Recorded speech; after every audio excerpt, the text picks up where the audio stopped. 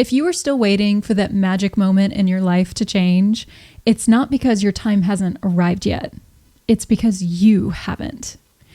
And the brutal truth is, no one is coming to save you, pick you, or give you permission. You're not stuck. You're just scared. Scared to change, scared to act, scared to leave the version of you that's familiar, even if it's miserable. But here's what you need to know today. Dreams aren't delivered to the patient. They are earned by the bold. And the life you want isn't hiding from you. It's waiting on the other side of the version of you you're too afraid to become. Welcome to the Inheritance Podcast. Today we're going straight for the jugular. Waiting is not a season.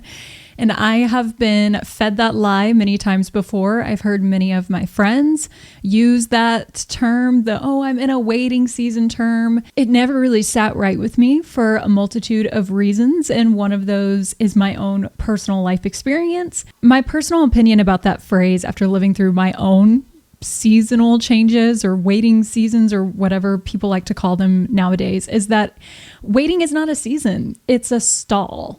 It's a holding room. And there's nothing wrong with saying that if people are really in a situation where they don't have anywhere to go or they don't have the solutions right now. And I'm not knocking on that. What I am trying to say is that living your life by saying, I'm just waiting, I'm just waiting for the right thing, I'm just waiting for the right person, I'm just waiting for the right job, that might be holding you back. Matter of fact, I would say it is holding you back. If you're waiting for your dreams to show up, if you're waiting for love, if you're waiting for success, opportunity, and nothing's changing, I really hate to break it to you. It's not because life forgot about you. It's just because you haven't changed. Let's talk about it because I understand that this can be kind of like a gut punch to people who might find themselves in a waiting season or telling people that they are in a waiting season. And this might be an unfriendly way of me confronting you about it, but I've wrestled with it and I've had quite a few changes in my own life. I just am tired of people being fed the lie that you just need to wait. You just need to hold on. Just give it some time and life will just happen to you. And the reality of the matter is that life doesn't just happen. Obviously, things happen to people as you go about life. But when I say life doesn't just happen to people, I mean dreams. Dreams don't just fall into your lap. Oftentimes, it requires people rising to the occasion and becoming the person that is ready to inherit those things. And we're going to talk about that here in this episode today. So my main opening point, obviously, is the myth of the waiting seasons. I'm just going to say it. Let's all just say it. Most people aren't waiting because of timing. They're waiting because they're scared. Crickets. I know. No one likes to admit that they're the problem. But, I don't lie on this podcast. I shoot people straight. That is my MO here on this podcast is everyone deserves the life that they are destined to inherit. And I inherently believe that everyone deserves to have an abundant, fruitful, successful, full life that is fun and thrilling and adventurous. But we don't just receive that from doing nothing. We don't just experience a full life from doing nothing to make it happen. Obviously, nobody wants to hear your life isn't the way that you want it because of you. But I mean, if you look at the common denominators in your life situation, you are it. I hate to break it to you. It is what it is. So maybe you're scared. Maybe it's something else. But the reality is, at some point, we have to look in the mirror and realize the only thing that has happened between us discovering what kind of life we want to have and why it hasn't happened yet is time. Time has just passed. That's it. That's the only thing that has happened. That's the only thing that has occurred.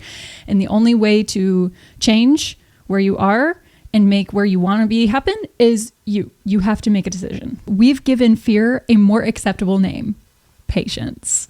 Oh, I might get some hate for this because it is just a harsh reality. In the name of softening the blow of being afraid of something, we've just said, I'll just wait. I'll just be patient. But that does nothing for anyone, especially you.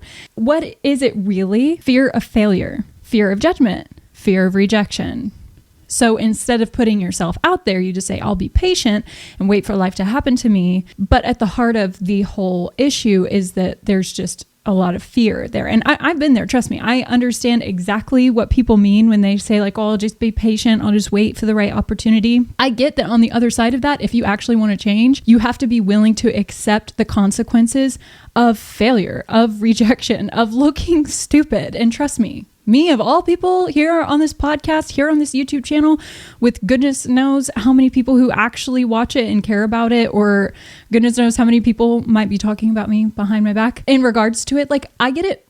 I'm putting myself right out there with you in order to encourage you to do the same in whatever realm that looks like for you. And another element to this that a lot of people, I feel like, don't talk about is that sometimes it's not so much fear of failure or judgment or rejection.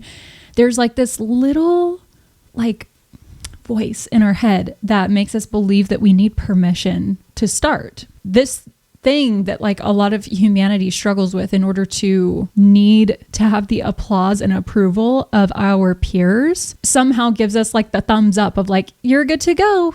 You're good to enter into that dating relationship. You're good to apply for that job. You're good to start that social media account. That is like another layer of that same fear, but it comes in this disguise of, I just need permission from my authorities or my peers or whatever. Not saying anything about like having a group of advisors or anything like that. I'm not saying anything against that, but at the same time, like, not every aspect of your life needs to have the thumbs up from somebody else. So how does this apply to you? Let's give some examples. You think you need someone to validate your idea, approve your next step, confirm that you're ready. You don't. You never did. You are your own person. And this only goes for adults. That's my one caveat. You have your own developed brain. You have your own life to live. So I love that song. I don't care what you say anymore. This is my life. It's like at some point you have to take accountability and responsibility for the fact that you are the only person living and breathing this life experience. You are the only person who has like the veto power of your own decisions. It's your life. I don't understand why this is such a hard concept. I don't know. I just get so fired up about this whole, I'm in a waiting season. Who told you needed to wait? Or is it just like you in your head? Or I don't know. Anyway, no one is coming to knock on your door and say, hey, you're allowed to build that dream now. You're allowed to go pursue that now, which we've already talked about. Single and waiting for the one. Oh my God. I just know I'm going to get some hate for this. I just know you dream of marriage, but you're still living as if it's someone else's job to find you and complete your story. You think one day it'll just happen. You're afraid to go out and risk rejection. And deeper than that, you're waiting for a feeling of readiness or someone to tell you, go ahead, it's your time. I've seen this way too many times. And I hate to really poo-poo on this, but I'm going to. I struggled for a long time with the concept of the one, just because there's like 8 billion people in the world. Like, you mean to tell me that I'm supposed to find 1 out of 8 billion people? That's a lot of pressure on people. And a lot of religious communities will also use this as a tactic to make sure that people are like stewarding their dating relationships and all of that nonsense. Nothing against that. I am all for people like stewarding their dating relationships, and I'm all for people being wise about who they get together with. At the same time, though, this whole notion of waiting for the one, rather than teaching people the communication skills and the discipline and practical things in terms of like just navigating relationships, both dating and just like friendships with people, was probably like a better way to navigate this, rather than just telling people just wait. And then there's all this like pressure and all these expectations and all these things that don't get talked about until after people either get engaged or they start living together or they get married. And now we have this like multitude of problems that have to get dealt with, and there's so much more pressure around it because there's more of a commitment. Not saying that everybody should be like a serial dater or anything like that. And I've had my fair share with multiple relationships, so I'm not dogging on anybody who has been on quite a few dates. But this whole idea that like waiting for someone who is mature and developed and pursuing all the things that you want to come and find you, and you just sit in your tower and braid your hair and do whatever, like that is just not reality. Telling people to just wait for the one and not give them any other tools and not give them any other things to do with themselves in order to become the person that the person they're looking for is looking for. Why didn't we say that? It's just, no, I'm waiting for the one. I'm in my waiting season. I'm in my single season. Like, I have had so many people come to me because they have watched the tumultuous life that I lived in my dating relationship and asked me how I met my husband and what happened during that time. And quite frankly, I tell them I focused on myself, but not in the way that I'm in my single season, I'm in my waiting season. I never adopted that terminology because I thought it was a load of bullcrap. I'm not going to lie to you. What I did is I just discovered the things I liked about myself and really like dove into that. And while I was pursuing all the things I love to do, I was going to the gym. I was growing in other ways that like I felt was best for me. Somebody who was running that same path and kind of like going in that same trajectory in life started to like come up next to me. And that person ended up being my husband. And that's just how it happened. Like, it's literally not, I'm in a waiting season. I'm going to sit in my tower and wait for Prince Charming to show up and he'll climb my luscious locks. Like, it just was not like that. I hate, and I don't say that word a lot, but I hate this term a lot because there's no responsibility and accountability for the person who's waiting to improve themselves. And I don't know if we get this from like fairy tales and movies and TV shows, or I don't know where this came from, because I know that there's a lot of other social circles that use this as well beyond like religious people, but it's just, it doesn't help anybody. If you don't give someone anything else to do other than wait, they're just going to remain the same person except for they're older. And that's not fair to the person who's finding them. You know what I mean? I hope I'm making sense. How do we fix this? My solution for this particular term or this particular example is you don't get permission to meet your person. You become the person who's ready for them. I don't often like recommend books on this podcast. I know I talked about the Let Them Theory by Mel Robbins, but it was just because it like absolutely revolutionized my life when I did read it, and it was very timely. But I do remember another book that I read a couple years back, and it was a book by Andy Stanley. I believe it's called The New Rules for Love, Sex, and Dating. And he talks about the concept of what the church has failed to teach young people. And it's what I've been talking about. You become the person who's ready for the person that you're looking for. So a good example of this is like, if you want somebody who's going to be stewarding their body and stewarding their health and their mental health and all that stuff, but you're not doing that. All you're doing is waiting, counting the days until you meet your Prince Charming or your Princess Charming, but you're not taking any action for yourself, then you're not becoming the person that that person over there is looking for. So you're never going to cross paths with that person. It's the same exact example that I used for my own personal story. All I did was become somebody who is interested in the things that I'm interested in. And I stewarded that and I pursued that. And before I knew it, I looked up and there my husband was. And we've been married for almost 4 years now, very, very happily, because I focused on developing myself just as he was doing the same. So through this process, you become available emotionally, socially, spiritually. You join events, you are seen, you show up, and even when it's awkward, especially when it's awkward, it's that whole other thing again of like, you as the prince or princess that's being pursued, sit in your tower and wait for them to show up. Like, that is not real. Like, I understand that like online dating is a thing and hookup culture is a thing because of online dating and that sort of thing, but like, it's just not, that's not how like substantial relationships with any sort of substance or depth get developed. You have to go out, put yourself out there and meet that person and show up for them. If you're not showing up for you, the bare minimum you could do is to show up for them and hope to God that like you develop in that time and show up for yourself as well. That sounds really bad, but nonetheless, the belief that like life is going to come to you in this way, that love is going to come to you and there's nothing that you need to do in order to meet it when it shows up in your life, It just doesn't work that way. And I'm sorry to give you the reality check, but if you're listening and you've been single for a while and you've been twiddling your thumbs and getting frustrated, I hope that this finds you, because that was just the reality for me. And I think that it is the reality for most, if not everyone. All right, so we're going to jump into my second example for this, which is a professional one.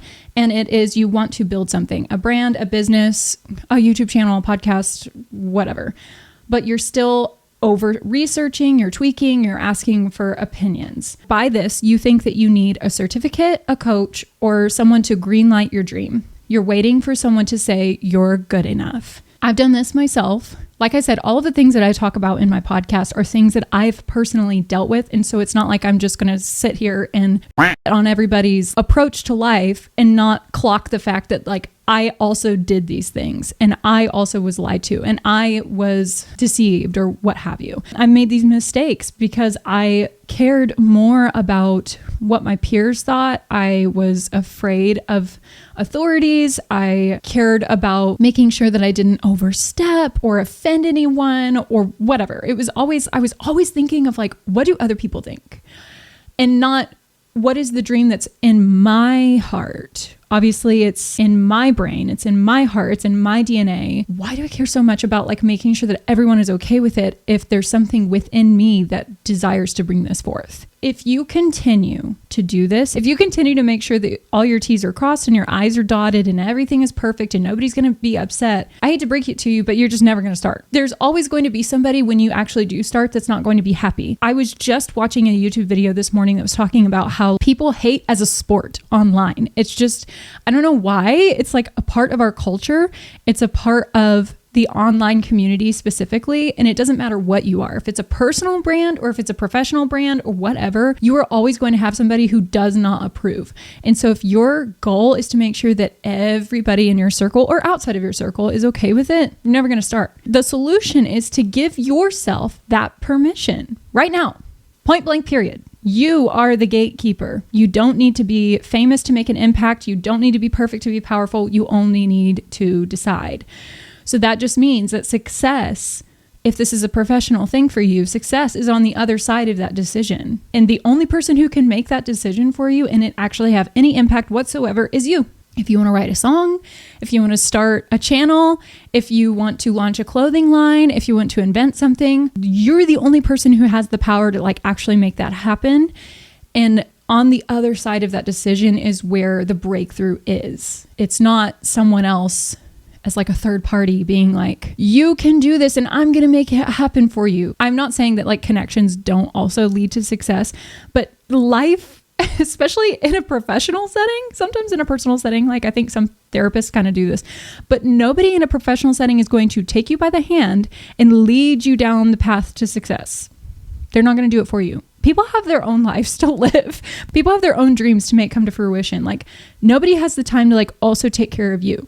You are the only person who can make it happen. So you're the only person responsible and accountable. So just make the decision. Just do it. Who gives a flying flip if somebody comes up in your hate comments and is like, I don't think this is a good idea. Screw them. If they want to start like an anti-you YouTube channel, let them. Oh my God. You can't wait forever and you can't please everybody. So at some point you just have to make the decision and understand that not everybody is going to be in favor of it.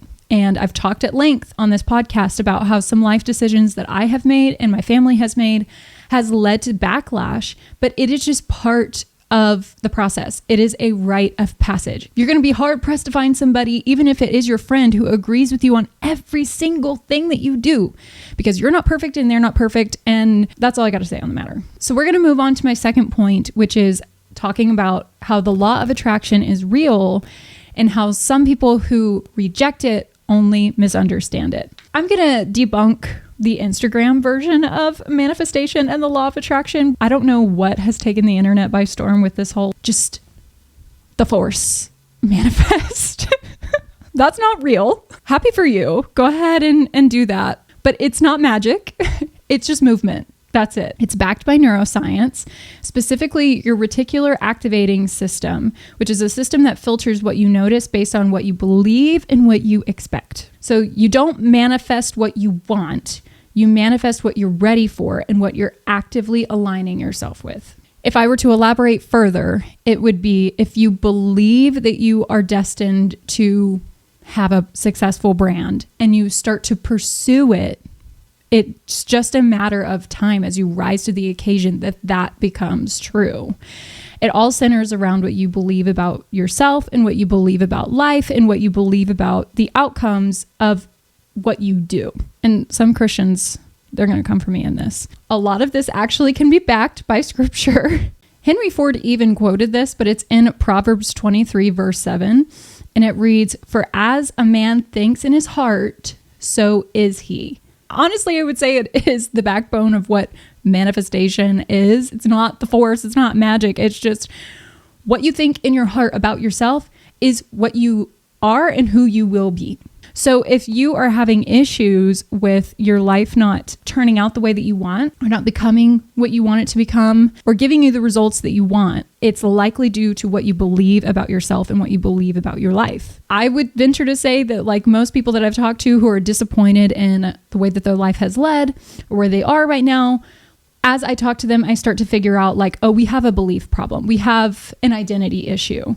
And I was there. I've talked about at length on this podcast again, and I would encourage anybody to go back and listen to this particular episode if you haven't, about how hitting rock bottom for me was a saving grace. And it all had to do with how I viewed myself and identity statements that I would make and things I believed about my life in general. And the only reason why my life turned around was because I started with fixing my thoughts. And I started with fixing my beliefs, my core beliefs, the things that I believed like down to my very soul. And quite honestly, that was the reason why my life turned around. And I hate to say like, oh, it was manifestation. Like, I'm not going to say that it's one thing or the other, because honestly, at its core, it's your own thoughts and your opinions and your beliefs that you have about yourself and your destiny and your future and your worth, honestly, like if I were to add something else to it. So let's say that you believe that every time an opportunity gets presented to you to level up or go out on a date or whatever, it just ends up going badly. And so then you start expecting that every single time. And you go into those dates with that attitude and that mindset and that expectation and blah, blah, blah. And then before you know it, because of your beliefs and your expectations about yourself and your situation, you end up sabotaging things that could be better and could go right. But like even a good example is something that I talked about in my rock bottom episode, which just had to do with the fact that like all I was seeing was my life was falling apart. And yes, we all go through seasons where there's a stripping away.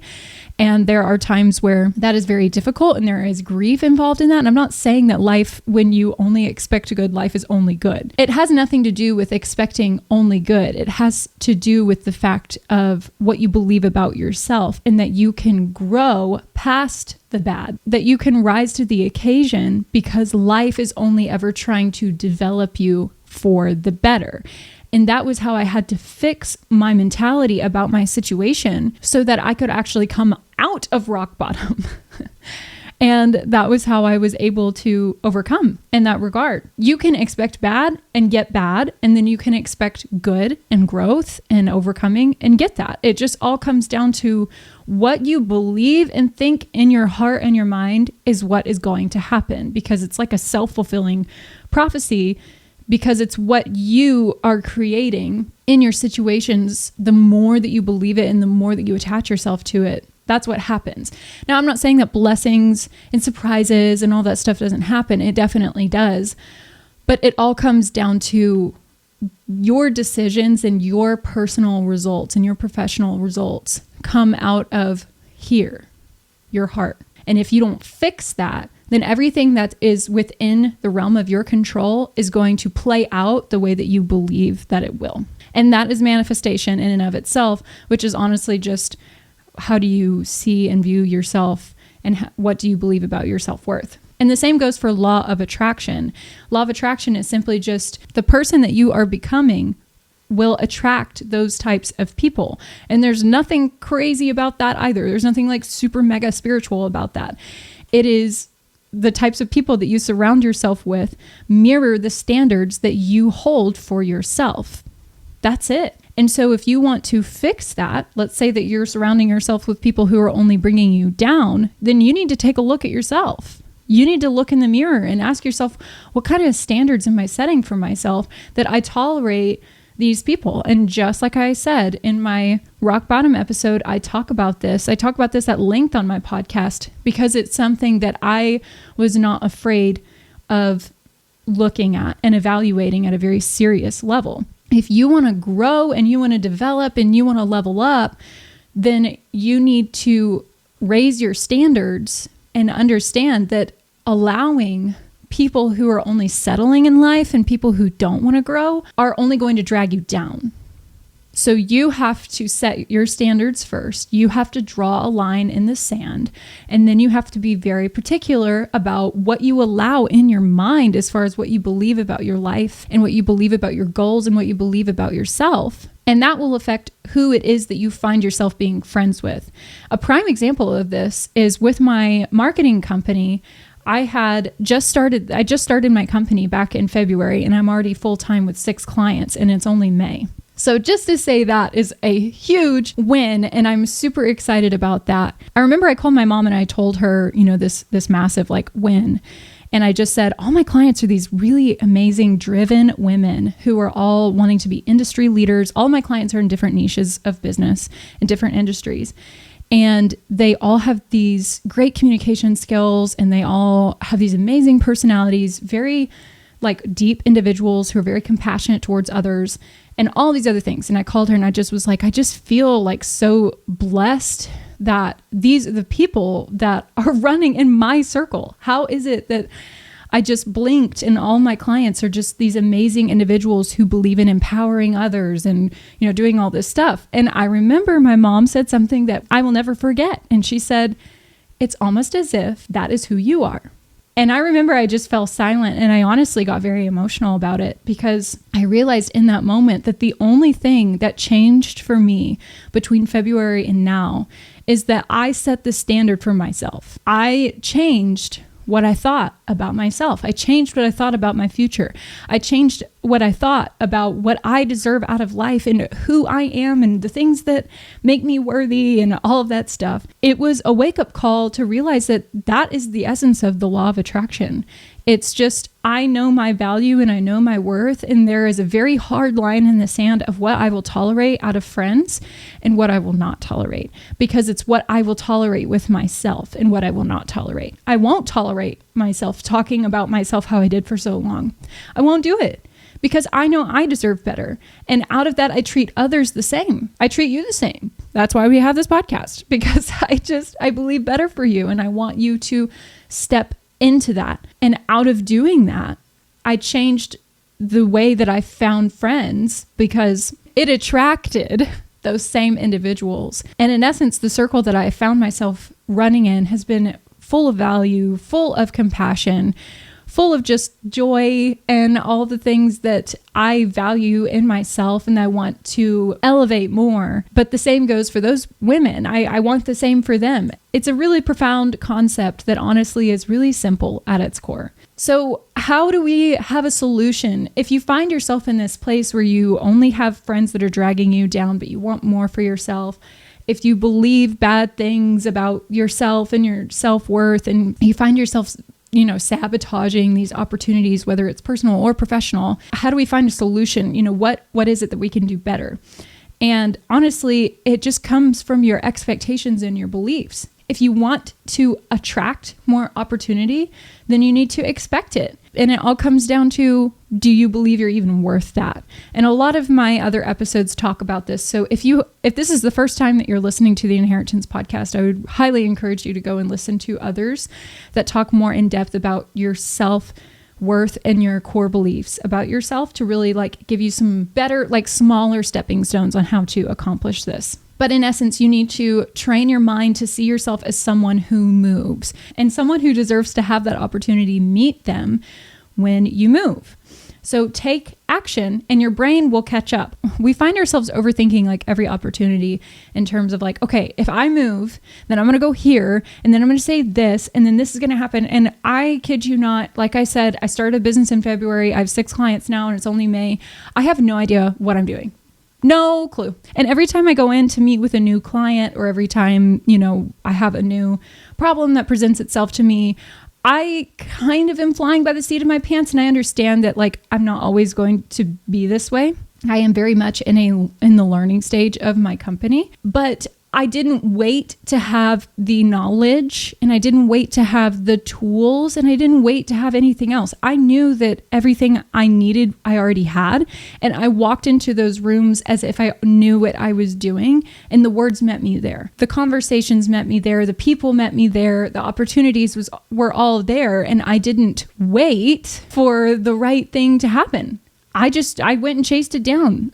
Somebody said in a side conversation, oh, this person's looking for marketing. And I went and found that person on my own. I got their information. I texted them. I pursued them. Did I know what I was doing? Absolutely not. I didn't know right from left when it came to how to pitch things and how to position myself and all of that stuff. But I wouldn't have 6 clients today had I not just started and been we'll just see how this goes. If anything, I'm going to learn from it. And that is another thing I talk about, is that failure is a teaching opportunity that you always leave better than when you got there.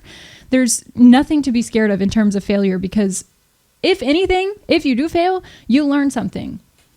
Bravo. You are doing what 90% of people refuse to do, which is get better. And you can really only get better when you fail. And yes, I have had no's, I've had rejection, I've had people just ignore me. And that's part of the process. And you get more confident and you learn to refine yourself. And that is just part of showing up, even if you don't have everything. And even if it's not the perfect opportunity or the perfect person, perfect client, or blah, blah, blah. Stop waiting. Just go. The world doesn't move for people waiting on the couch. It moves for people who are already walking. That is exactly all of the examples that I've already given you in terms of my personal life and my professional life.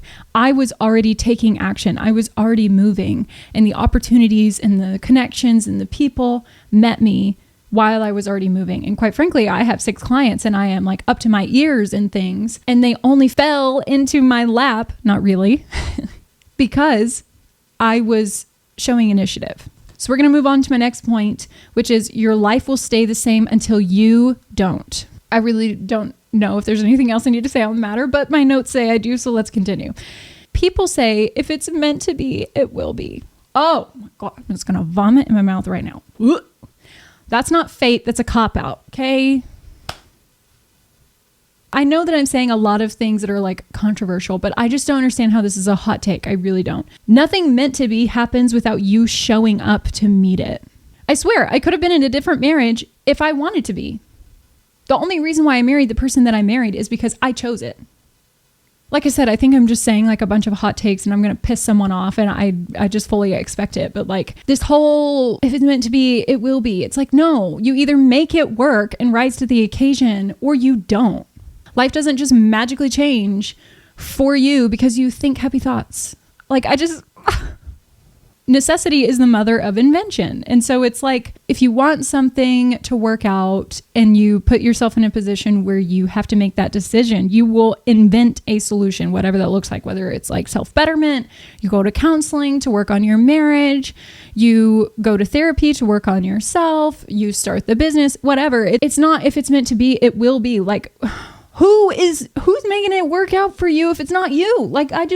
Who is making it happen? This is the whole point of free will. If you want it to work out, 9 times out of 10, you can make it work out. I will say you cannot make a relationship work if the other person does not want it. And that is the only caveat that I can think of right now. But the majority of the time, if you want the business to work, if you want anything, really, it just comes out of you making it happen. The deeper layer is this, though. Some of you are waiting because you think someone else is supposed to choose you, appoint you, or validate you. You're an adult. We're not in school anymore. You don't have to ask for permission to go to the bathroom. You don't have to ask for permission to express your beliefs. Goodness knows the internet is a prime example of this. Like I said, hating on the internet is just a pastime for most people. You are not a student anymore. You are the teacher now. You're the author. You're the boss. You're the builder. If you were to ask yourself this question, if I'm the boss, how do bosses act? my immediate response would be like, they don't wait to ask their employees how they feel about stuff. Now, I'm not saying that that makes them a good boss, because like I do love collaboration, but if a CEO wants to do something with their company that they started with their hard work, blood, sweat, and tears, they have every right to do it. And if I also have that same right, why am I waiting on someone else? There's absolutely no reason why that should be the case. Ask yourself, if you're the boss, if you're the builder, if you're the author, how do those people act? How does another author you admire? How does another boss? How does another builder? Whatever. How do they act? And mirror yourself to match them. If you can't fix the way that you perceive yourself and you can't fix your thoughts and core beliefs right now, at the bare minimum, just find somebody that you admire and watch how they live their life. And maybe just mirror some of those things until you start to see the changes in your own belief system. Just food for thought. So I'm going to provide an example here just because I want to cover a large range of people who listen in. We'll do a creative, ambitious person. So you want to start a business, write a book, launch a podcast, but you're acting like you need someone else's approval to be legit. Trust me, I've been there. Sometimes I put my episodes out and I'm like, who cares? The solution to this, though, is to stop outsourcing your authority. There is no certificate for self-belief. You don't need more credentials. You just need courage. Start now and let the doing develop you. Just like I said, 9 times out of 10, most people don't know what the heck they're doing. It's just a matter of showing up that gives them the tools and the language as they learn to refine things. And this is something that just like outright pisses me off about the educational system, where it's like the only thing that validates us is the certificate, the A on the paper, the diploma, and the approval from the teacher that says, good, now you're prepared to implement this, rather than having more of like an apprentice type development process for students, because this is just like ruin the way that we perceive like life and careers and just growth in general. You need to digest all this information first, and you need to make sure that whoever is teaching you is super happy with the result that you gave and blah, blah, blah. And then you're ready to implement it, rather than just having somebody guide you as you're already doing it. I never got a formal college degree. I'm sure it shows for some of you who do, and that's fine. I got a lot of my education from YouTube, which, by the way, if you don't already know, I have a merch line called the YouTube University merch line that you can shop on my website. The link is in the description of this podcast and video. But I learned so much just from the pursuit of knowledge in specific doses, like on YouTube. I learned everything that I know now about video editing, about podcasting, about marketing from YouTube. And I'm not saying that there's anything wrong with the formal education, but if I had spent all of that time that I've spent now pursuing a business, I would have 0 clients, I would be more in debt, and I would probably be less confident to start because I've been spending all this time just absorbing knowledge and not practicing anything. And that is not always the case for everybody, but that is the case for me. And I know that I am not the only person out there who might have that same struggle. There is no right or wrong way to just starting something. It's just a matter of like actually taking the step. And know that the validation and the approval and the development and all that stuff just comes over time as you continue to show up. So of course we have to handle the common objections and the real reasons behind them, because I know there's people who are watching this video and listening and they're saying, but this, but that, but blah, but. Are you ready? Here's the first one. I'm just not ready. Surprise! I bet you're shocked. The real reason behind somebody saying that is likely they're afraid of failure. I'm just going to say it as it is. I know for me, that was the case. That was the exact reason why I didn't want to let go of my photography business and try something else. My photography business was failing. That was extremely hard to accept. And the idea of starting over meant another risk of failure and reliving all of that pain again. Of course, I don't want to feel that way, but there's only one path to success. At some point, you have to take some action, and it is going to require a risk. Even if I wanted to go to school, there was no guarantee that I was going to pick the major that I wanted and then I would spend all this money. There's a risk. There's always a risk. If you want to just like start somewhere and have like a solution to this issue in your life, just start being honest with yourself. By saying I'm just not ready, you're lying to yourself. So just say, I'm scared to fail. And then you can deal with how to confront that. Another objection is, I'm waiting for confirmation. You're scared of being wrong. If you need somebody else to confirm it for you, then that puts the responsibility of that person being wrong on them and not on you. I've been here. I've done this both in my personal and professional lives where I needed an authority figure to tell me like, this is good. And then when it failed, I got to be mad at them. Oh, it's your fault. You said that this was the right person for me, and now I'm disappointed in you. What a load of crap. Why are we not teaching people from young ages that they are responsible for their decisions and they need to think through things on their own and not wait for some person to just come in and make all those choices for them so then they can offload responsibility and accountability to a third party?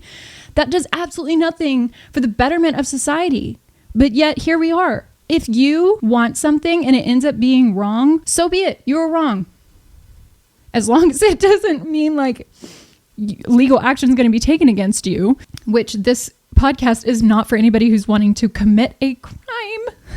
Please. There's nothing wrong with you just owning that and saying, okay, it was wrong. And that's one thing that like marriage has taught me so much of. And there is so much maturity that comes from that. If we could just teach people that, I sincerely believe that there wouldn't be an immaturity epidemic right now that we are currently having amongst the younger generations. I'm so tired of people delegating their responsibility and accountability in the name of authority.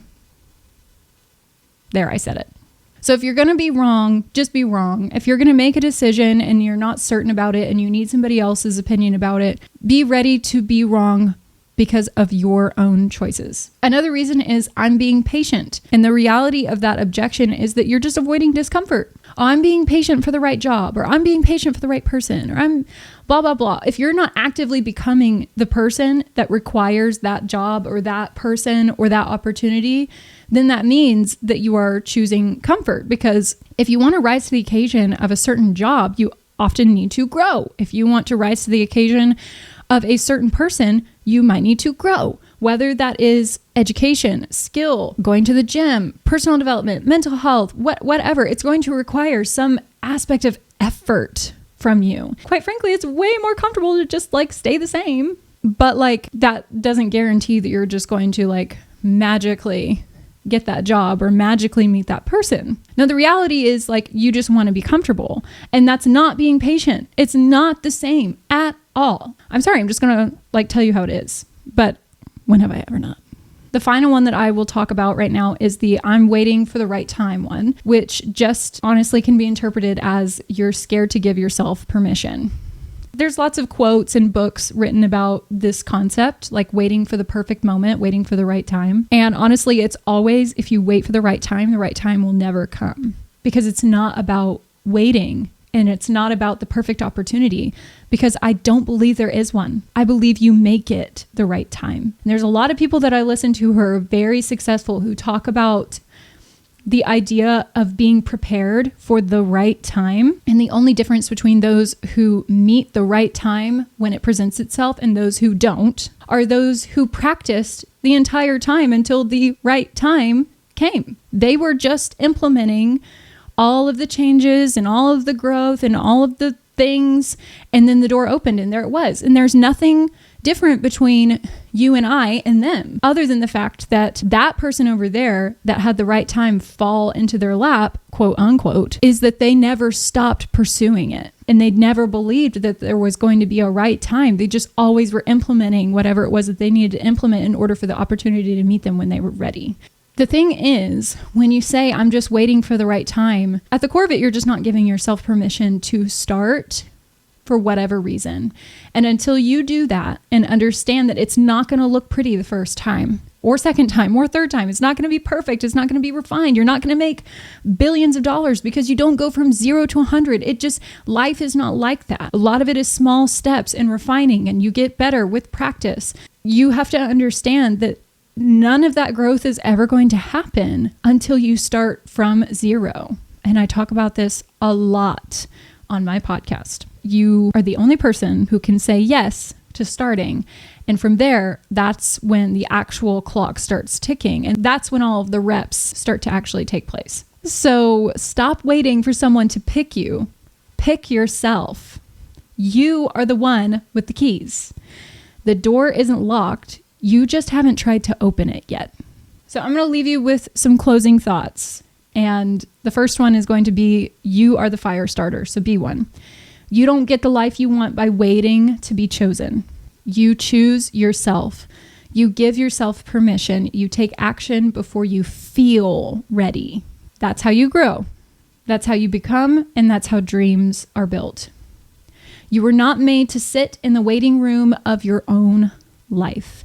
You were made to build, to rise, to pursue. You don't need a sign.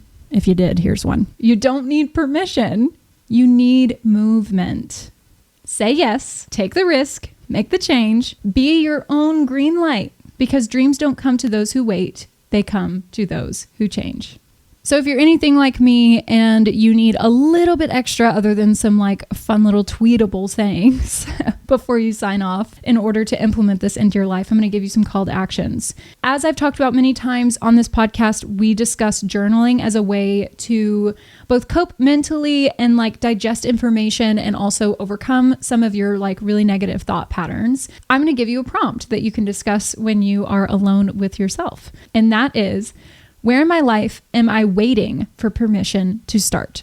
And I would just encourage you to also do what I mentioned, which is talk about somebody, even if it's in your journal or just on YouTube or whatever, mention someone who is already where you want to be and study the choices that they make, study the way that they talk, study the moves that they make, study their disposition towards certain standards in life, and maybe start to align yourself with those things and watch how you make subconscious changes in your own personal life and write that down and process it.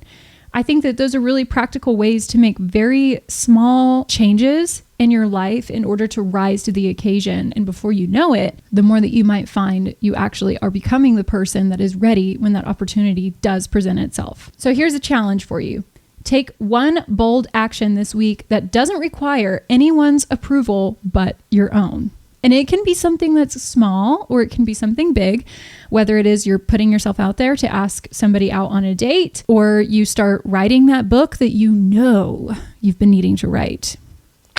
Or it is that you start that podcast or that YouTube channel, or you just start journaling because you know that you've been needing to and you're waiting for somebody to confirm it for you, or whatever. It could be something small or something big, but honestly, it's the act of taking action that breaks the cycle of waiting. And that honestly is something very important for you to implement in your life. My last and final request and challenge to you is to share. If this hit you, send it to a friend who's been waiting as well too long. All of us, in some way, shape, or form, have been sold the lie that waiting is what gets us the life that we want. And it's just not true. Outside sources are not going to help us make the life that we want come to fruition.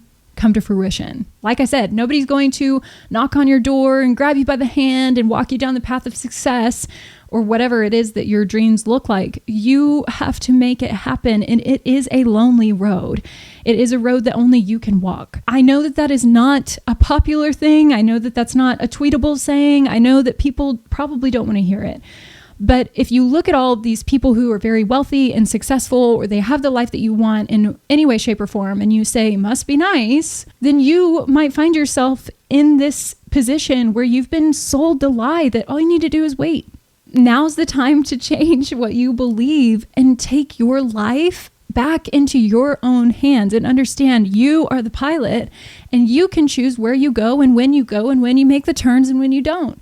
Sure, you may hit some detours. Sure, life is not going to be perfect just because you decide to pilot it again. But what is going to happen is you're going to grow and you're going to change. And once you actually look back and arrive somewhere, you'll see that there's more that happened in your life besides time passing.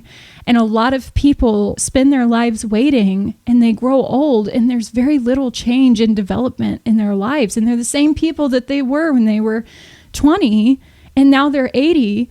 And they're just old. That's all they have to show for their life. And I really don't want that for you. I want so much more for you because I want so much more for myself.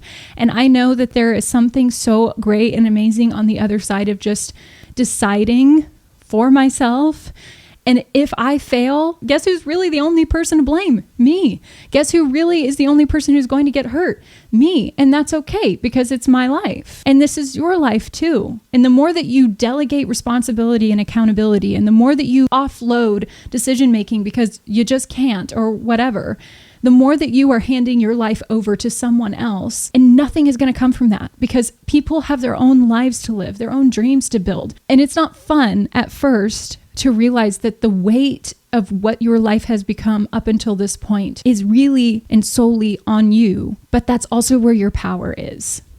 And that's also where you realize you're holding the keys in your hand.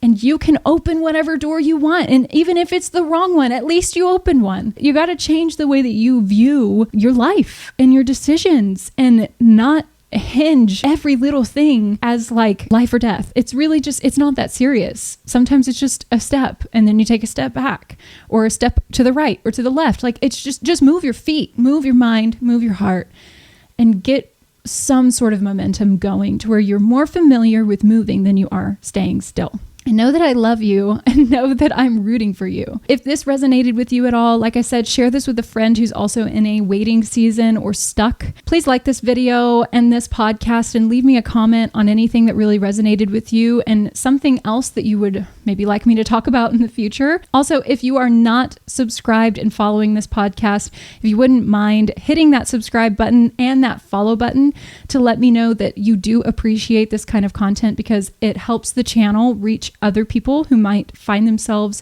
in positions where they need somebody to actually tell them the truth, because I feel like a lot of people often are not told the truth. We're told the thing that keeps us stagnant. We're fed the thing that doesn't keep us growing. And I think it's high time for everybody to actually have the tools and the encouragement to rise to the occasion to inherit the life that they deserve. So make sure that you're following and subscribed, and make sure this week to take action on something, however big or small, and know that I will be cheering for you along the way. I'll see you next time.